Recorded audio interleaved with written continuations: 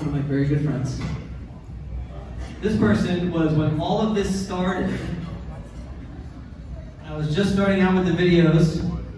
People would call me and they would ask questions all the time, and I'd answer and do the best I can. But this guy was the first one that he just, I don't know if it was a phone call or it was a message, answered a couple questions, he called. I didn't tell him to call me, he just freaking called me. But after he called me, we had a little conversation. He said, Vince, I want to go see you. I said, okay, come on, let's go. He said, all right, I just want to go see you, just shout at you for a day, just to see what you do. I said, all right, I'll set up some appointments and we'll just run around. So he came, and I think it was a hell of a day.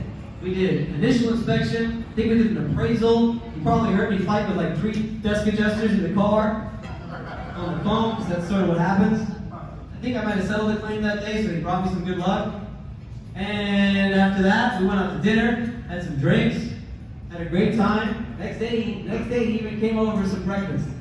And ever since then, I consider him a friend, colleague. And what's funny is not just with Randolph, but with everyone else that I've been doing these courses for, everybody's calling me and asking me questions. Everybody's taking these courses, and they're doing all these things, and they're supposedly learning from me. The funny part is that I learn more from everyone else than I think they learn from me. And Randolph is a guy that in just the year or 2 years that we've known each other now, I could say, hands down, I've learned more from this guy than he has learned from me. Because Randolph is the kind of person that all he wants to do is learn more. And it's taken him to a point where he's been able to fast track, in my opinion, 13 years of experience like I got, and he's done it in like just 2 or 3 years.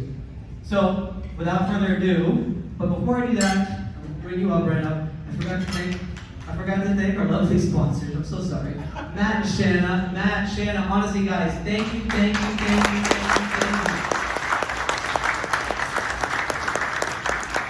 We're just lawyers, who gives a shit? They took the time to find the right venue, set up the food, set up all this stuff. This is the first time we have a meetup that is just not a crowded room full of people getting hammered. Hopefully that'll happen after. Hopefully we're getting there. Yeah, you cut off. Yeah. So honestly, Matt, Shanna, thank you so much for the sponsoring the event. And now that brings me back to my man, Randolph Love. Come on in.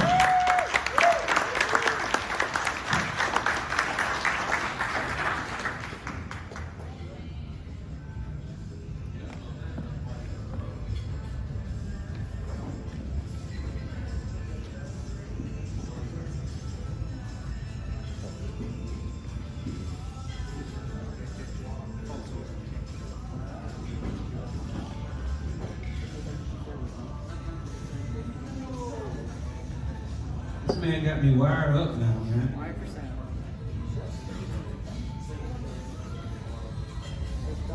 Hey everybody, I'm Randolph Love, and when y'all stop clapping, I walk out wrong.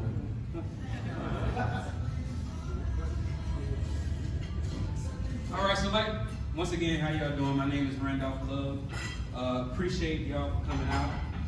Like Vince said, I reached out to Vince. He was doing his social media thing, and I asked him, could I shadow? He said yes immediately. I came over there. Literally, I saw every stage of the claim process. He closed the claim. He did an appraisal inspection. He asked my opinion with one of his clients. I didn't know the answer, but I nodded aggressively. It looked like I did, right? And then, he invited me to his home. His father-in-law made the smallest cup of coffee I ever seen, but they seemed satisfied. Hey, listen. Before I knew it was gone, but I wanted more. But it's stuff like that. Matt and Shanna, when I tell you, when I first switched to this side, they kept me going. You read in books all the time, it's about relationships. It sounds good until you see, it looks like the only reason I'm still getting paid because of relationships I built when there was no money involved. And then when the money came, I didn't change. And then once the people who see that when the money comes in the midst and you don't change, that's when it really starts getting big. That's when you start having events like this, which hopefully we continue to do. But here we go. Here is my my PowerPoint. First PowerPoint I ever made. Hope you like it. And it's about being a pragmatic adjuster. How to do more by doing less. I'm currently reading a book now, and it makes so much sense because basically the way they break it down is when you have when you have the products and you have an experience, if people come up to you and say you're a contractor, that's just a commodity.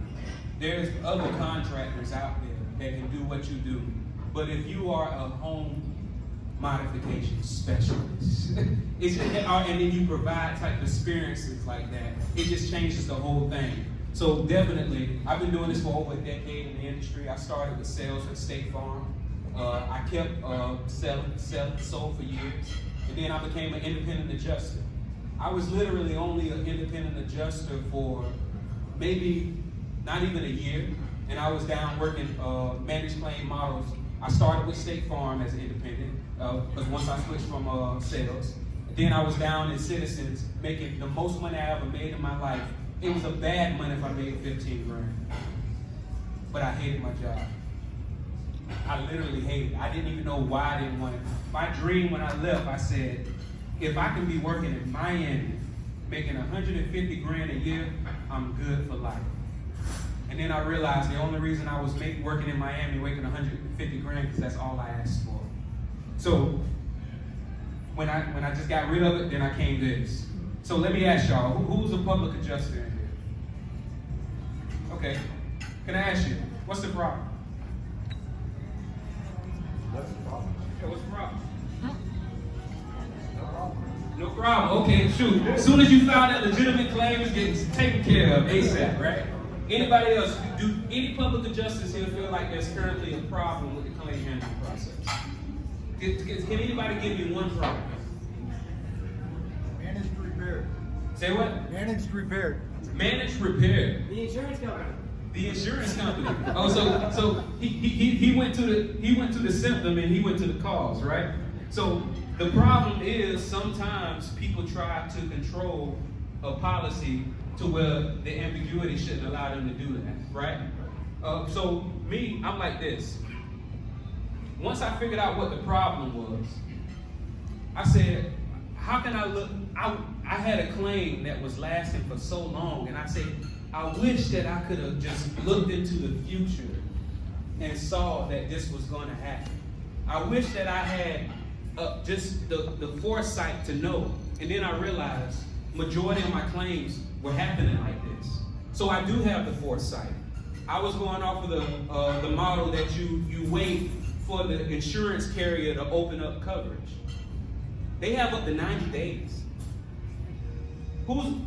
To us, for me, all right, so I drove to New Orleans for the first time.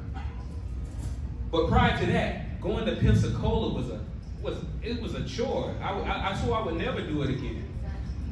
But then as soon as I drove to New Orleans, Pensacola, let's go. I can do that backwards, right? So what happens when you look at these things, when you go down that long road of dealing with a claim, just by yourself, before having to bring anyone in, that's lasting 9 months, 12 months, you say, the next claim, do the same thing? No, you got to look at that information and adjust. So what I started doing was saying, hey, a small percentages of my claim, this might not work. But for a majority of the claims, if I'm looking at the stats, if I'm seeing that usually a carrier is going to make me wait forever just to open the coverage, and then when I point out something obvious to them with third-party documentation, they just say no. And me being from that side, I know they don't even have the authority. And me being from that side, I know when they say, hold on, let me check something. They're saying, hey, y'all help me out. They don't know what's going on. Why am I building a relationship with somebody that don't know what's going on? Yeah, we're human beings. If I see a desk adjuster out there, I might give them a token. But if I'm trying to handle a claim, there's no need for me to be arguing with that person who has relatively no authority forever. And I love independent adjusters. I love staff adjusters. It's just, why am I arguing? Why am I sending War and Peace in an email? You shouldn't have to do that. So, and once again, when I say typical public adjuster, I just mean this is typically what I've seen that public adjusters do. And then I have what I call a pragmatic public adjuster. A typical public adjuster only submits a properly executed sworn proof of loss if the insurance carrier requests one. A typical public adjuster waits for the carrier to make a claim decision, and they have up to 90 days, then reacts by sending their estimate. A typical public adjuster argues for weeks or months with a desk adjuster who has relatively no authority, because most people like to hear themselves be right? And they never CC the insured on any claims communications. This is what a pragmatic public adjuster does. Documents damages, gathers supporting documentation, writes estimate, has insured sign a tentative sworn proof of loss. And I say tentative, in that proof of loss, I'm letting them know that, hey, things can happen, this could change. Then submit all claim documentations to carrier within the first 7 to 10 days. Anybody else do that? You look familiar, Vince. And then when I do that, if the claim has already been started prior to me, what I'm doing is I'm submitting a mediation request and a CRN if applicable. Now, I know a lot of people are scared of CRNs that aren't attorneys. So you do have attorneys such as Matt and Shannon that, hey, they can work something out with you if you just need a CRN to get things rolling, right? Files complaints with the Department of Financial Services if no acknowledgement of receipt in 14 days or claim decision in 30 days. How many people knew that the carrier has up to 14 days to reply to you? How many people are sending, well, I need an update after 3 to 7 days? If you already know this rule and we expect them to abide by the rules, why are we trying to force them? Give them the rope. Because guess what, on day 15, now you have a legitimate reason to file a complaint. 30 days. A lot of insurance carriers aren't used to somebody submitting a sworn proof of loss off the gate. They might not even see it's there. You know, I try to make it as plain as day, but they might not even know. Guess what? On day 31, that's a complaint. Because what I'm doing is, I'm not saying that the Department of Financial Services is going to do anything. They're probably not. But what it is it's helping out my attorney that I might have to use. I want them to have as much leverage as possible. I want them to be able to say, but from what I've understood, one of the main reasons that it takes a little longer for an attorney to get these claims turned around is because they're trying to establish a dispute. Guess what happens when you have a mediation that's unsuccessful? That sounds like a dispute to me. Guess what happens when you file a complaint when they take more than 14 days? That sounds like a dispute to me. Guess what happens when you file a complaint when they take more than 31 days? That sounds like a dispute. Whoever watched Judge Judy, she said, "Judge, I was scared for my life." She said, "Did you call the police?" You weren't that scared. Pragmatic. Because my PowerPoint needed some graphics, I went ahead and screenshotted this. Pragmatic, dealing with things sensibly and realistically in a way that is based on practical rather than theoretical considerations. Oh yeah, that PA that you love so much that you met, that talks so good. Theoretically, what they're saying is true. They get $1,000 a square on a no-tab roof. But practically, I think we all see what normally happens, right? Okay, so this is my claim process in a nutshell, right? Day 1, insurer signs my agreement, and then I photo document. I try to get all of those measurements and documents done on day 1. Now, as a public adjuster, I think you know they have a right of rescission, right? I'm not sending all of that stuff until after that decision is already lapsed. And then that's when I submit the documentation. But I know some people won't even take pictures and do the measurements until that right to rescission has lapsed. Go ahead and knock it out now and just wait to send it after it lapsed. That's the pragmatic way to do it, right? between day 2 and 14, I'm submitting my claim package, including the signed sworn proof of loss, mediation request, and CRN. Once again, I know CRNs are scary for some of y'all, but I did my research and I feel confident. I'm not going to try to convince y'all to do otherwise. But all I can say is find an attorney that you like and try to work something out. Day 21 to 45, that's the mediation process. After I submit the mediation, the carrier has to make a good faith effort for 21 days in order to try to get the claim solved. A lot of times they try to kick the ball, they try to kick the ball down the street. Guess what I'm doing on day 15? Valid complaint. Advise the insured of their escalation options, and this is done on between 45 and 60. Advise the insured of their escalation options, allowing them to make an informed decision. Right? So, what in y'all experience after? Let's say it gets to, because my day 60 I think is day 90 for some of y'all. At day 91, what do y'all typically are doing? What's going on? Y'all still calling the insurance carrier? You reaching out to your favorite insurance appraiser? You reaching out to your favorite attorney? What do you typically do?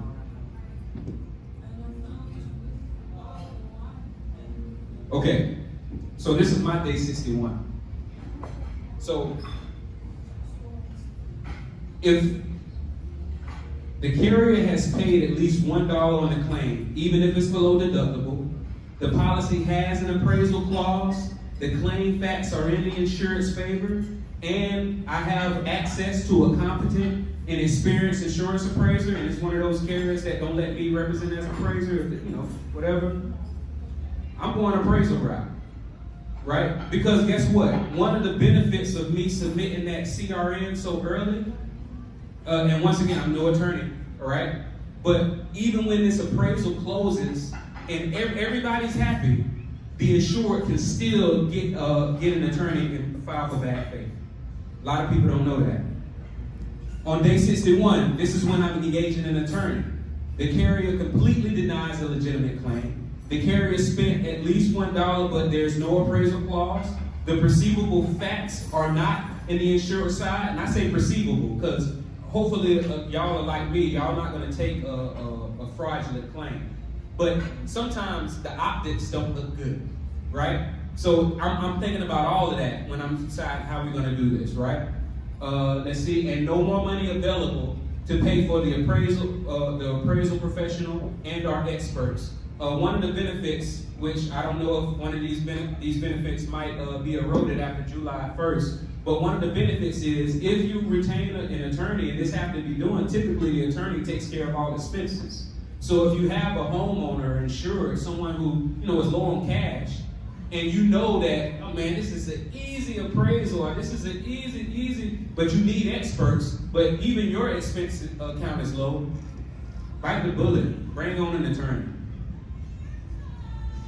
All right, so this is the most important graph I ever made, right? So in an insurance fight, a PA is likely going to win. In a bar fight, an independent adjuster. Cat fight, I think PA's got it a little bit. And in a pillow fight, those desk adjusters, man, they kill it. But the reason why I did this is because basically believe none of what you hear and half of what you see. And I would have put who quoted it, but it was at least like 4 people who were credited for quoting this, but it's a good quote, right? One thing that was hurting me early in my career was I was trying to close based off what people were telling me they were closing. It seemed good, pie in the sky. And I even did it once. like that just huge, immaculate number, right? But does it happen all the time? You gotta operate on the percentages.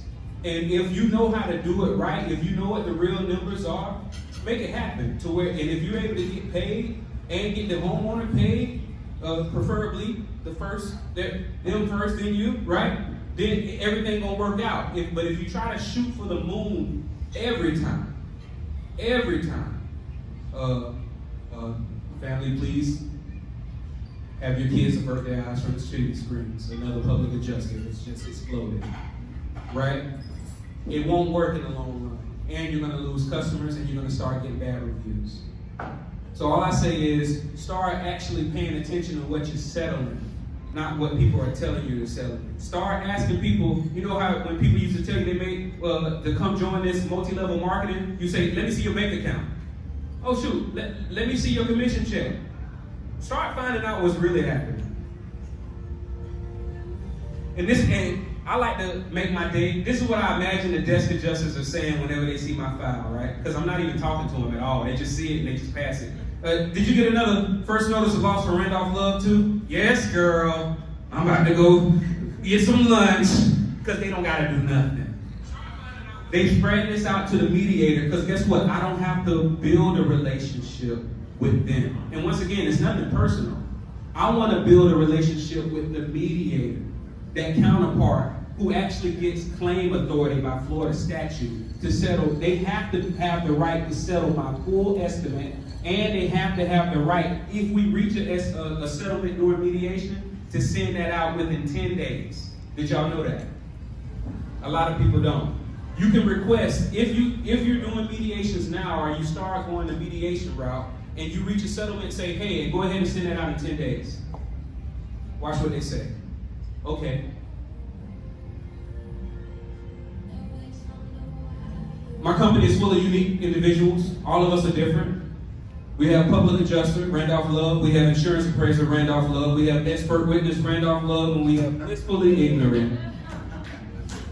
So innocent, Randolph Love. But if you need any help, just call me. I'm available. That's my QR code if you wanted to scan it up. I'm at randolphloveconsulting.com. I am an insurance appraiser, so if you are a public adjuster or in the remediation, mitigation, and you need an appraiser, holla at me. If you need a public adjuster, holla at me. If you need an expert witness, holla at me, because those things have to be done in a certain way in order for it to meet the standard, because you never know what jurisdiction it's going to fall in. If it's falling in federal, you want to make sure that your report is written a certain way to where it holds weight and it don't get thrown out. But that's me in a nutshell. I appreciate y'all. Thank you. I'm Randolph Love.